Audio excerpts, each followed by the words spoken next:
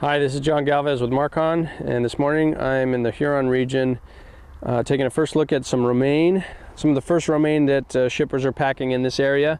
As you may know, the desert growing region is winding down, and we'll start to see more and more romaine and other lettuce crops transition either here to Huron area or back to the Salinas Valley. So to give you a quick update on quality, things in general look really good. There is a little bit of occasional spray damage from a defoliant type spray that is intended for other crops, but can drift over and cause a little bit of a burn on some of these outer leaves of the romaine.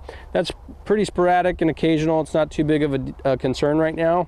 The bigger concern here in the springtime in Huron tends to be the insect pressure, especially in the spring.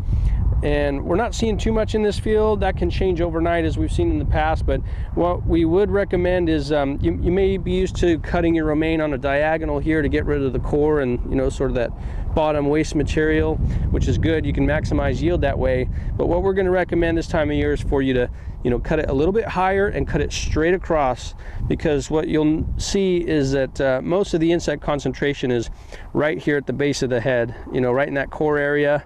And you can still use some of this product if you kind of comb through it, rinse it out really well.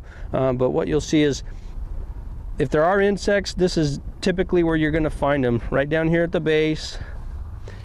And there's another one just right there where I cut it. And if we peel some of these back, we might see a few more. Anything from small gnats to house flies. It affects the entire industry. They kind of fly around the field and fall down and end up here at the base of the head. So there's not too much we can do to get rid of them other than try to select fields that have less numbers or fewer concentration of them. But we just want to make sure that we're doing everything here that we can, and you as operators may need to set aside a little bit more time to rinse the product thoroughly, make sure your workspace is nice and clean after working with the product.